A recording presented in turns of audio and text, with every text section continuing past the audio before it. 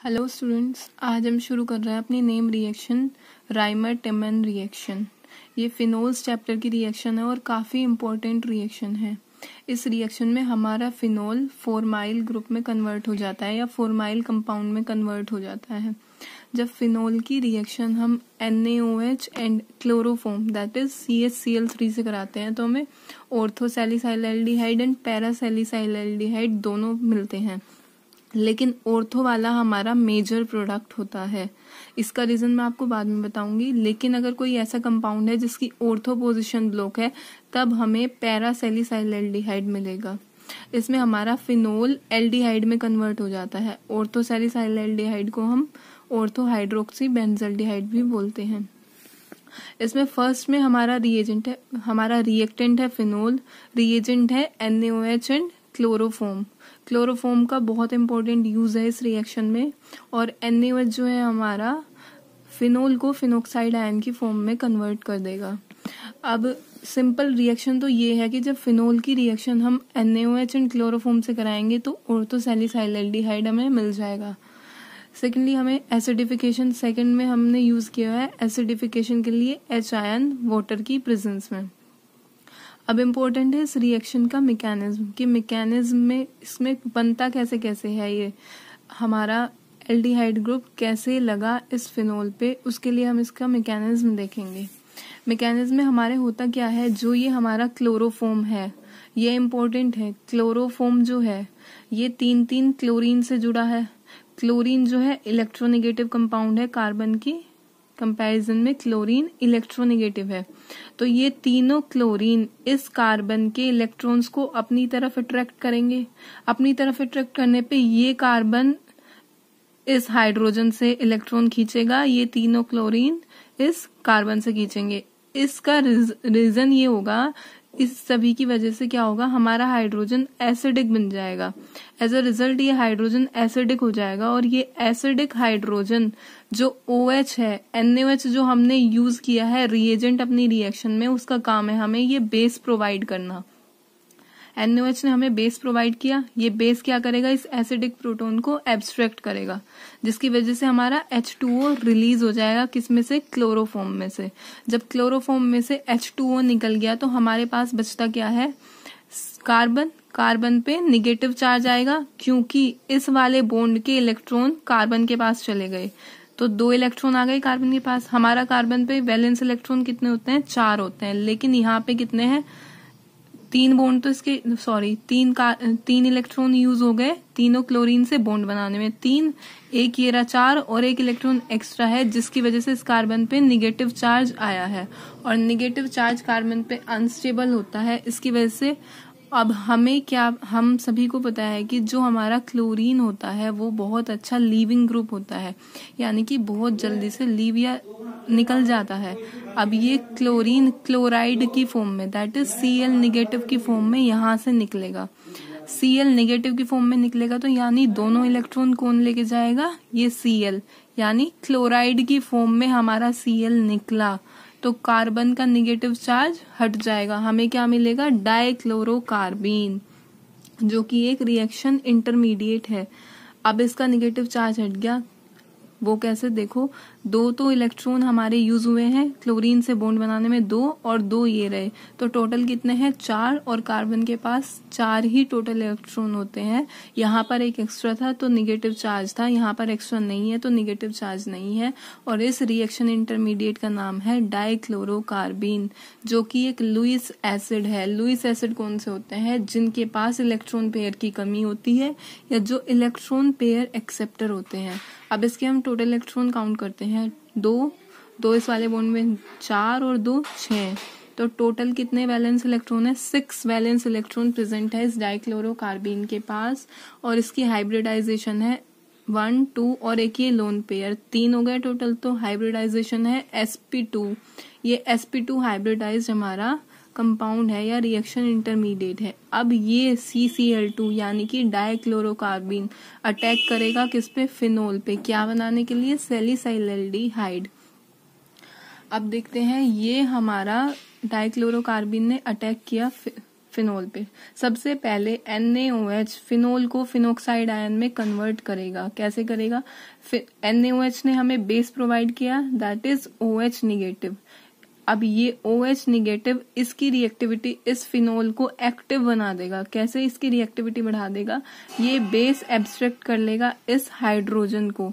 Oxygen हमारा electronegative होता है, हमें पता है। H कैसा है? इलेक्ट्रोपॉजिटिव। ऑक्सीजन काफी इलेक्ट्रोनेगेटिव है, तो H से क्या करेगा? इलेक्ट्रॉन खींचेगा, जिसकी वजह से H कैसा बनेगा? एसिडिक। एसिडिक बनेगा तो H आयन का रिलीज होगा और OH उसके साथ मिलके क्या बना देंगे? वाटर। वाटर हमारा निकल जाएगा। H2O का मोलिक्यूल निकल गया, हमें क्या मिला? Phenoxide ion. अब जो हमारी डाइक्लोरोकार्बीन है, हम यहाँ पर लिखेंगे CCl2।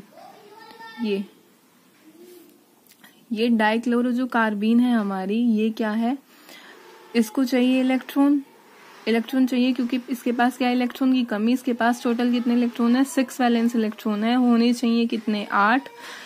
ये वाला जो हमारा फिनोल का रिंग है, यानी बेंजीन रिंग जो है हमारा फिनोल में, उसमें क्या होगा? ये फिनोक्साइड आयन का जो ये फिनोक्साइड आयन जो है, ये जो नेगेटिव चार्ज है ऑक्सीजन पे, ये पूरे रिंग में डीलोकलाइज होगा।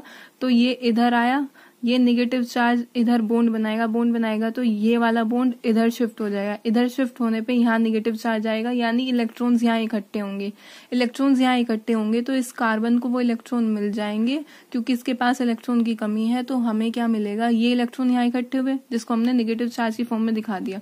या हम ये कह सकते हैं कि हमारा नेगेटिव चार्ज डीलोकलाइज हो रहा है रिंग में।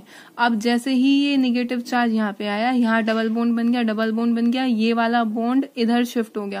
बॉन्ड के इधर शिफ्ट होने पे हमारे फिनोल की या इस बेंजीन रिंग की एरोमेटिसिटी लूज हो गई। अब ये एरोमेटिक नहीं रहा।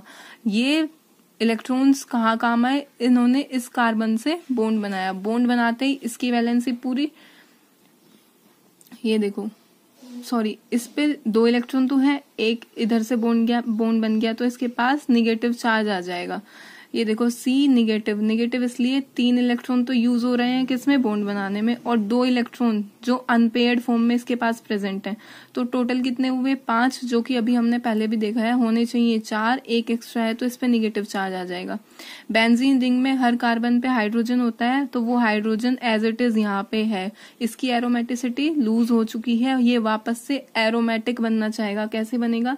ये डबल बॉन्ड जो है इस ऑक्सीजन से बना हुआ, ये डबल बॉन्ड के इलेक्ट्रॉन्स वापस शिफ्ट होंगे, यहाँ सिंगल बॉन्ड आएगा, तो इसकी बैलेंसी पूरी करनी है।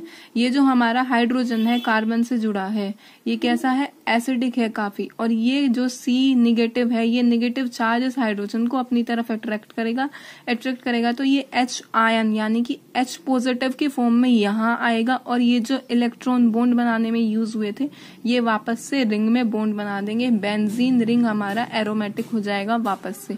यानी कि अभी तो ये बेंजीन रिंग है नहीं, जैसे ही ये H आयन निकलेगा, ये H जुड़ जाएगा इस कार्बन से बॉन्ड बना लेगा H, और ये बॉन्ड वापस से यहाँ आ जाएगा ऑक्सीजन पे। ये वाला बॉन्ड शिफ्ट होके उसको वापस से फिनोक्साइड आयन की फॉर्म में कन्वर्ट कर देगा। हमारा बेंजीन रिंग एरोमेटिक हो गया। ये हमारा बेंजीन रिंग एरोमेटिक हो गया। O negative that is phenoxide ion, carbon पे H जुड़ चुका है और 2 Cl प्रेजेंट हैं। Cl हमने अभी पीछे भी देखा है, Cl हमारे बहुत अच्छे लीविंग ग्रुप होते हैं। अब हमने यूज किए 2 NaOH के मॉलिक्यूल यूज किए। उन 2 NaOH का काम क्या है? OH को प्रोवाइड कराना। ये हमें बेस प्रोवाइड कराएगा, यानी कि OH निगेटिव प्रोवाइड कराएगा। ये OH निगेटिव रिप्लेस कर देंगे इन Cl को, क्योंकि Cl एक बेस्ट लिविंग ग्रुप है। क्लोराइड आयन सबसे अच्छे लिविंग ग्रुप होते हैं। वो 2 Cl निगेटिव के फॉर्म में निकलेंगे, जो Na से रिएक्ट करके 2 NaCl बन गया हमारे पास। OH यहाँ आके जुड़ जाएंगे, तो हमें क्या मिला? हमें मिला ये वाला कंपाउंड। ये देखिए O निगेटिव है, यानी फिनोक्साइड आयन है, उस पे CH पे इस कार्बन पे 2 OH जुड़े हैं। और ये हम सभी को पता है, किसी भी कार्बन पे 2 OH ग्रुप अनस्टेबल होते हैं, डीस्टेबलाइज कर देता है, तो एकदम से पानी निकल जाएगा। पानी किसमें? ये OH और ये H पॉजिटिव के फॉर्म में। ये OH तो इसके बॉन्ड के इलेक्ट्रॉन लेके जाएगा, और ये H आयन अपने इलेक्ट्रॉन देकर जाएगा। ठीक है, तो ये H2O निकल गया, तो ये C से कार्बन से H जुड़ा है, और दोनों डबल बॉन्ड कहाँ यूज होंगे? ऑक्सीजन से बॉन्ड बनाने में। तो ये हमें मिल गया CHO। ऑर्थो पोजीशन पे हमारे पास CHO यानी कि फॉर्माइल ग्रुप यानी कि एल्डिहाइडिक ग्रुप आ गया।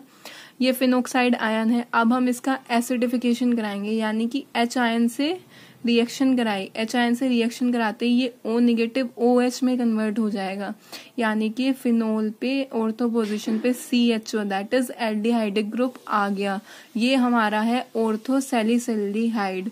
और ये रिएक्शन राइमर-टिमन रिएक्शन बहुत इंपॉर्टेंट रिएक्शन है, क्योंकि कभी कभी तो सिर्फ हमसे पूछ लेते हैं कि हमारे पास एज इट इज लिखे आ जाएंगे प्रोडक्ट और रिएजेंट और रिएक्टेंट आ जाएगा। सिर्फ सिंपली प्रोडक्ट पूछ लेते हैं कि इस रिएक्शन का प्रोडक्ट क्या होता है। हमें याद रखना है कि इस रिएक्शन का प्रोडक्ट होता है सैलिसैल्डिहाइड। अब ये हम बोलते हैं कि ऑर्थो ही बनता है। ऑर्थो क्यों बनता है? क्योंकि ऑर्थो हमारा काफी स्टेबल होता है।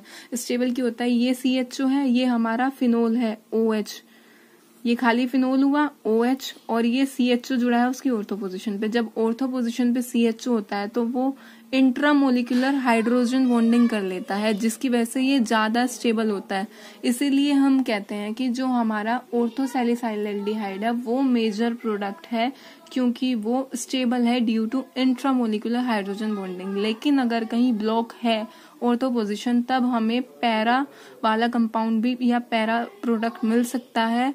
मेनली हमें ऑर्थो ही मिलता है। तो वो रिएक्शन जिसमें फिनोल NaOH और क्लोरोफॉर्म के साथ रिएक्शन करने पर हमें सैलिसैल्डिहाइड मिले, वो हमारी कौन सी रिएक्शन है? Rymer-Tiemann reaction. और ये फिनोल्स चैप्टर की इम्पोर्टेंट नेम रिएक्शन है। आज की वीडियो में इतना ही। Thank you.